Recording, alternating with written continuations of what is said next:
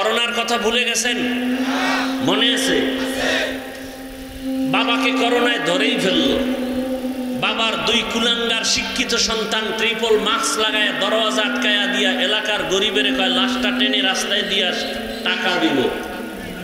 লাশ টেনে রাস্তায় নিয়ে গেল, জানালা লক করে দিল। কুলাঙ্গার শিক্ষিত দুই সন্তান জানালা দিয়া তাকায় দেখলো না বাবার লাশ কুকুর খেলো না জানাজা হলো। ইতিহাস মানুষকে ক্ষমা করে না, ইতিহাস ভুলে যাবেন না। সেই সময় আমার দেশের টুপিওয়ালা আলেমরা সেই করোনার শত শত লাশ কাঁধে নিলেন, গোসল করালেন, কাফন পরালেন, জানাজা পড়ালেন, কবরে দাফন করলেন। একজন হুজুরেও করোনায় মরে নাই। দুনিয়ার স্বার্থে বলেন। আর একটা 30 সেকেন্ড উদাহরণ দিচ্ছি। সরকারি চাকরি যারা করে বা বেসরকারি চাকরি করে, দ্রুত জবাব দিবেন তাদের ডিউটি দৈনিক কত ঘন্টা? নিম্নে বেতন কত বলেন?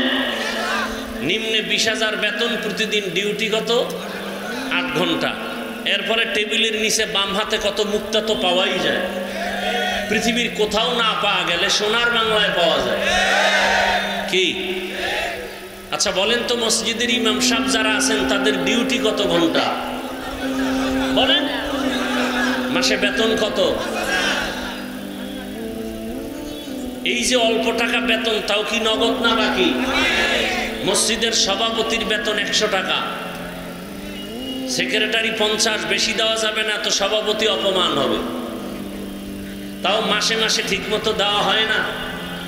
ইমাম সাহেব আন্দোলন করছেন, জুমার সূরা কি উল্টা দিকে পড়ছেন? নিঃস্বার্থভাবে রিমান্ডের মতো থাকে মসজিদে।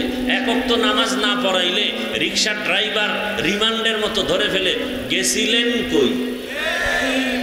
ইমাম সাহেব বলে কে তুমি? বলে আমি রিক্সার ড্রাইভার। এত পাওয়ার কেন? বলে 5 টাকা মাসে বেতন দেই, সে পাওয়া। এরকম বেয়াদ্দব আছে না নাই?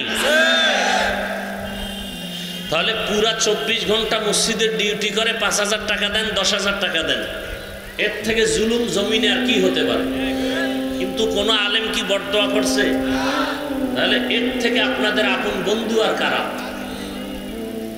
এই জন্য যুবকদেরকে বলে যাই, 200 থেকে 500 টাকা খরচ করে ব্যানার বানাও, পুরা এলাকায় ছড়ায় দাও, ব্যানার টানাও।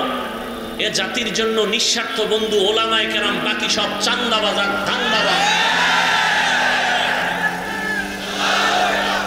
আল্লাহ হেদায়েত দান করুন।